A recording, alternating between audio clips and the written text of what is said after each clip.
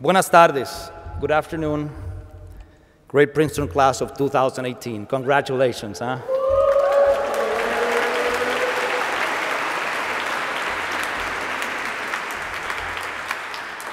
Thank you so much for having me here. Thank you, President Eisgruber,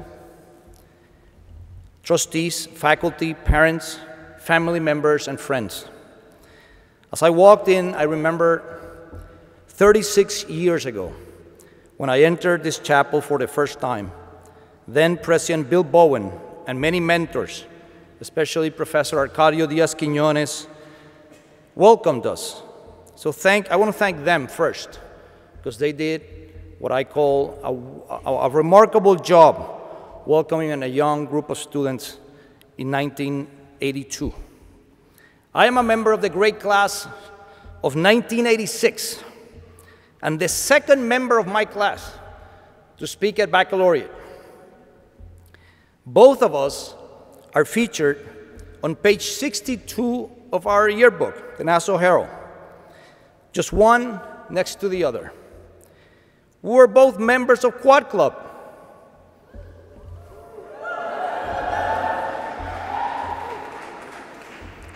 And we were friends. He was really into computers. At our 10th reunion, after many, many beers, he was talking about using the emerging internet to sell books.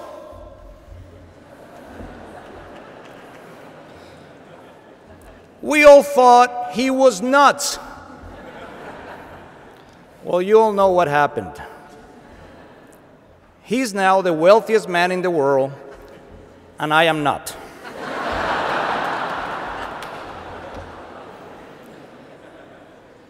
So I believe Jeff Bezos' Amazon is doing quite well. So, my first advice to you: always attend reunions. Always have as many beers as you can. But invest early in your classmates' crazy ideas. I am here to talk about public service, but a different type of public service. So where should I start? Well, I pledge my honor that I have not violated the honor code during the preparation of these remarks.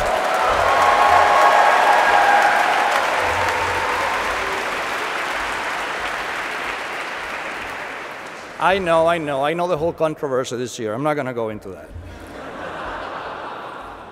Since the late 19th century, those words have been an integral part of Princeton. Allow me to put them in context. Archivist April Armstrong has documented that cheating ran rampant at Princeton at that time. Students saw it as a way to outwit the faculty, while professors spent a great deal of energy trying to catch cheaters. But something really big happened. Student dissatisfaction with the conduct of dishonesty and sly warfare peaked in 1893. Back then, the most influential seniors said enough is enough. And they themselves proposed an honor pledge, and I quote, to elevate the standard of college morality.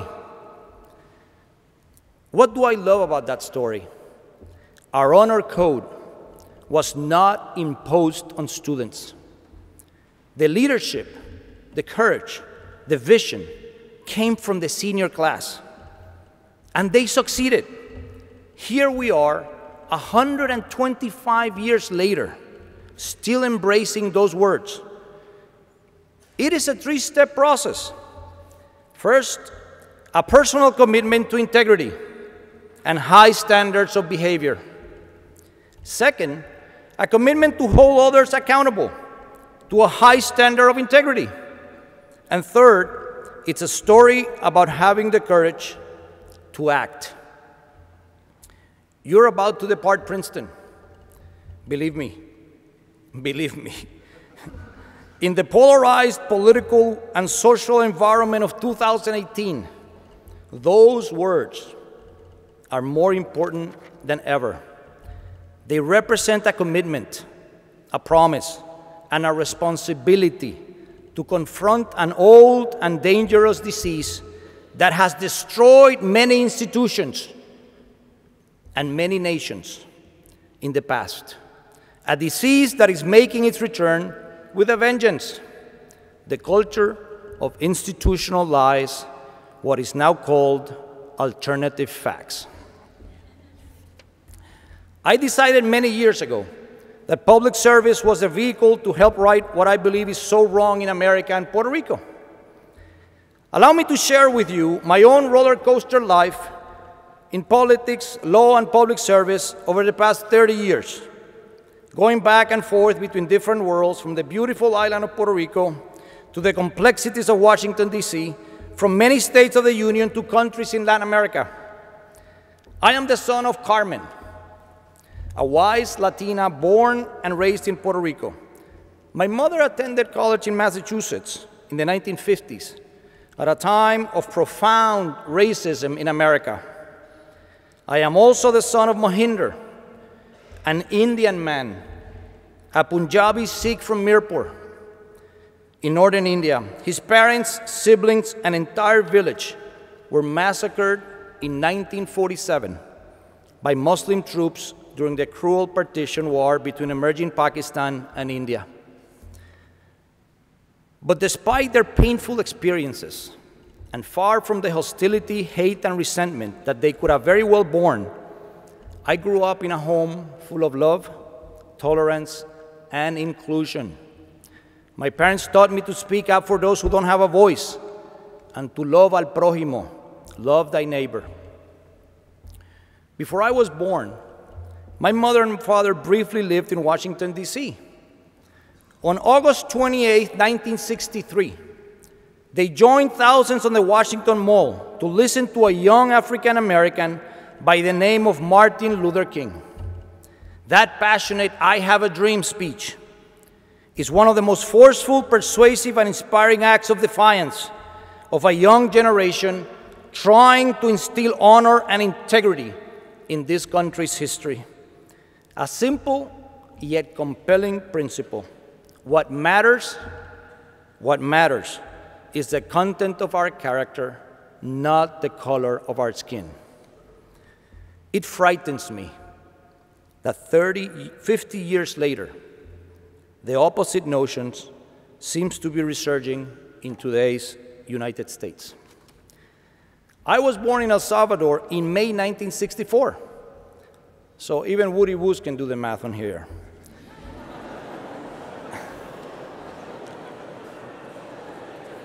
It takes one to know one. Exactly 9 months after Dr. King's speech, I was born. Apparently,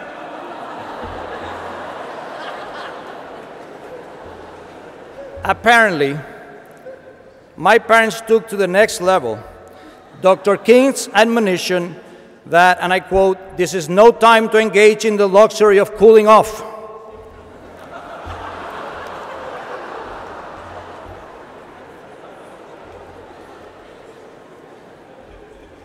My parents had moved then to El Salvador to work at the U.S. Embassy in a project to fight poverty in Central America as part of President Kennedy's Alliance for Progress.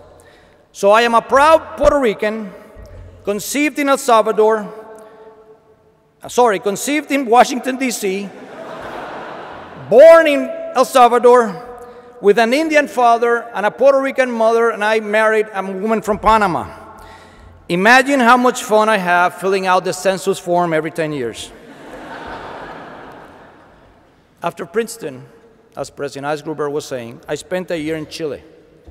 It was 1986, and General Pinochet, his cruel and repressive dictatorship, based on deceit, lying about the principles of democracy, and a well-orchestrated state system to manipulate public facts, was in full force.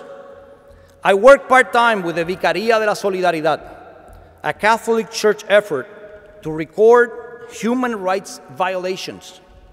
I also participated for a year on an effort to collect pamphlets and underground materials, a project conceived here in Princeton by Professor Stanley Stein, his wife Barbara, and led then by bibliographer Peter Johnson, in what is called today the Ephemera Collection, right next door in Firestone Library. Princeton is the only institution in the world to have documented and preserved decades of struggles of people whose lives were being shattered. The consequences of a government based on dishonesty in Chile were devastating. People were desperately trying to decry human rights violations. People were afraid to be visible, but absolutely needing to denounce the atrocities being committed. The greatest lesson I took from Chile is the humanitarian cost that nations and people pay when the lack of democratic consensus leads to dangerous authoritarian governments. Fast forward 32 years, an emerging and troublesome climate of democracy and distrust seems to be brewing right here in the United States. It is a very simple concept. You cannot have a democratic form of government if citizens distrust each other and if dishonesty is a form of life. Believe me, what is happening is not good. Political discourse is losing contact with reality. When we let public speech be dominated by discrimination, factionalism, fanaticism, authoritarianism, demonizing the other, a cult of personality, religious intolerance, the consequences are nefarious. As my father learned firsthand in India, as so many of our ancestors painfully learned, whether in Weimar's Germany or Mao's China or Pinochet's Chile. I don't know about you, but I am starting to hear too much of the same poisonous rhetoric that led in the past to heinous consequences. This public discourse, based on so much information that is simply not true, makes me question whether government of the people, by the people, and for the people may actually perish if we don't do something about it. I see it every day in my work in government. Puerto Rico filed for bankruptcy in the year 2017, a year ago, and has been in an economic depression for the past 12 years, stemming from decades of deceit and dishonesty by Wall Street and multiple irresponsible fiscal and tax policy decisions by both the government of the island and the federal government in Washington, D.C. We're now seeing the enormous consequences of bond rating fabrications, ignoring experts' warnings, and simply looking the other way when serious, verifiable data was available. Our citizens are now paying the price.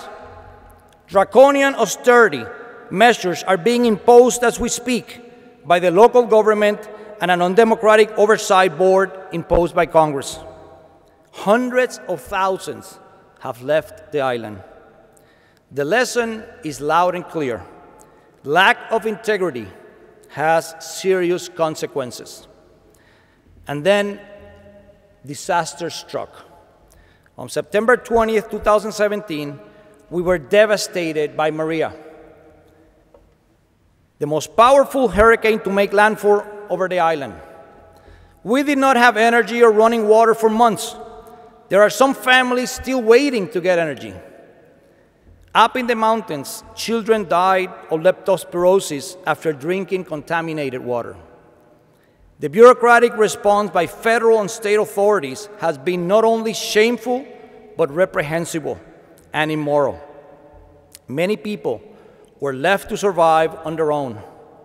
And mind you, Puerto Ricans have been United States citizens for 100 years. Some of us were frustrated and looking for ways to help.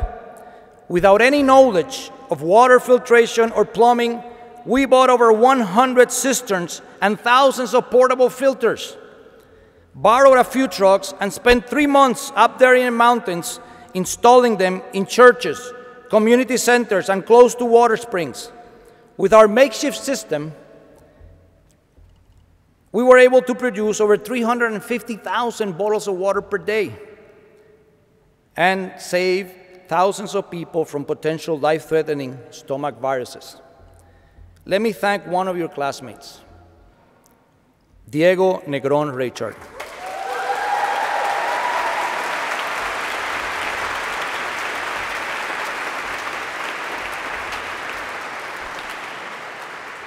Diego was instrumental in putting together a fundraiser last semester to help finance this effort.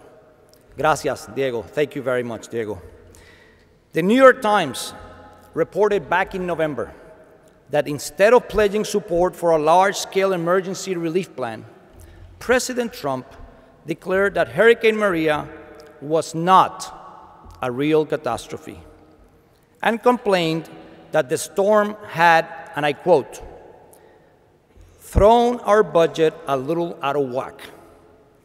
He announced in San Juan that the official death toll from the hurricane, allegedly 16 at the time, was the true measure of the government's response. We saved a lot of lives, he boasted, and then flew back to Washington, D.C. It was his way to scale back on emergency federal help and minimize the magnitude of the crisis. That was after tossing around paper towels during his visit to the island. To this day, the official death toll by the government of Puerto Rico is 64 deaths. Then, truth kicked in this past week. The New England Journal of Medicine published a shocking report last Tuesday by Harvard's School of Public Health.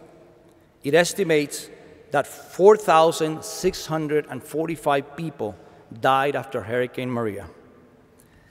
The newly released study was conducted without the collaboration of Puerto Rico's government, which the researchers said refused to provide data to them. A real catastrophe indeed, that stems from government inaction, lying to the people, posturing, and being blind to reality. These are all symptoms of the alternative facts culture. Botched data by the governments of Puerto Rico and the United States. Again, lack of integrity has real-life consequences. So what are we supposed to do? In such an environment, we need to wake up and confront the culture of lies. There is no time to waste. The voices of reason, of honor, integrity, and honesty need to be heard. I know it's not easy. I returned to work in Puerto Rico convinced that state and local governments are the real laboratories of democracy. What I saw shocked me. Our public schools, where all poor children attend, have one of the worst achievement performances in the United States. There are not enough books in the classrooms. Thousands of teachers and students skip school every day, and no one says a thing. The government and the elite simply look the other way. I have been pushing for radical reforms. To me, perpetuating poverty on the children of the island is not an option. On the other hand, I have taken on the task to condemn the culture of the electric utility, the most inefficient, financially bankrupt, and expensive energy generation and distribution monopoly. Electricity is vital for the 21st century. Just think how much sun we have on the island. And yet, 98% of our generation comes from burning fossil fuels, less than 1% from the sun. For decades, we have been hostages of an oil cartel. The political leadership and the government of the island have known this, but have tolerated it and celebrated this culture of dishonesty and deceit. In both cases, and I bring both cases as an example, by saying enough is enough, I have had to confront very angry interest groups from the left and the right, conservatives and liberals. The world of false stories and alternative facts is not confined to one ideology. In this climate of confusion, misinformation, and lies, nothing is more powerful than the inconvenient truth of real facts, the strength of honor, and the persistent sound of our voices. But let me warn you, it can get very lonely out there in the wild forest of righting wrongs and instilling honesty in public service. So, graduating seniors, how can you live up to the standard of Princeton in the nation's service? My clear invitation is to fight the alternative facts disease wherever you are, wherever you go, before it is too late. Like the honor code created by students 125 years ago, you need to follow 3 mantras.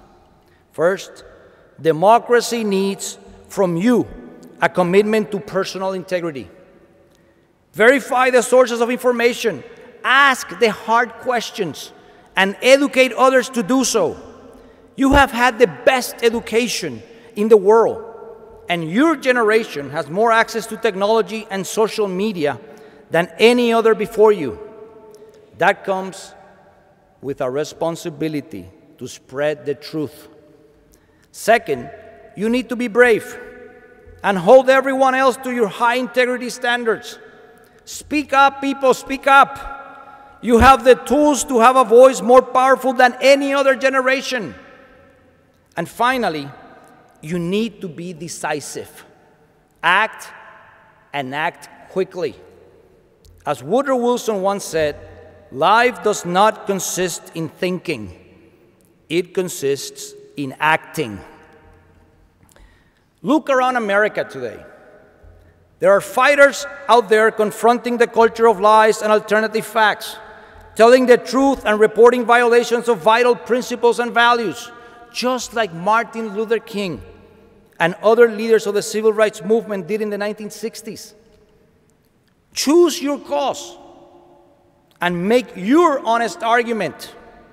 Today, I salute the Black Lives Matter movement.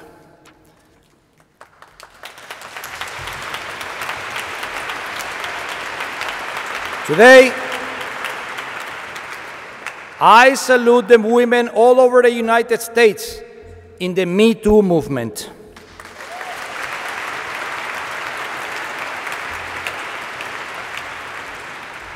I salute the students at Santa Fe High School in Texas, the Sandy Hook Elementary School in Connecticut, the Marjorie Stoneman Douglas High School in Florida, and so many others who have been victims not only of senseless school shootings, but of senseless gun legislation.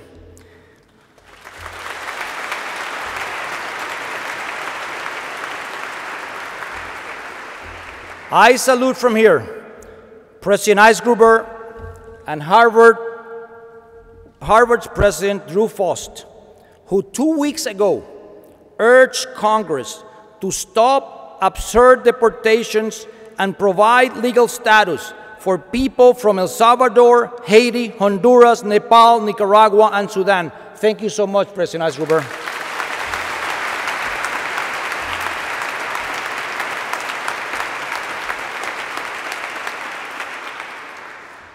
I also salute the thousands of excellent Latino students in our colleges and universities fighting not to be deported.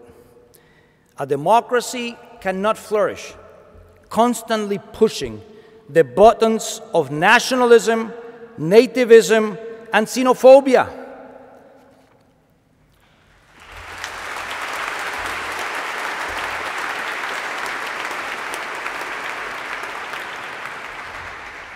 Finally, and as a point of personal privilege, let me salute my own people of Puerto Rico. Against all odds, they are fighting, they are up, they're resilient, with a sense of purpose in finding opportunity amidst the crisis, with their hearts filled with hope and a renewed commitment to rebuild our island. All these groups, brave men and women, are saying enough is enough with this culture of hostility, of confrontation and intimidation, and yes, the culture of lies.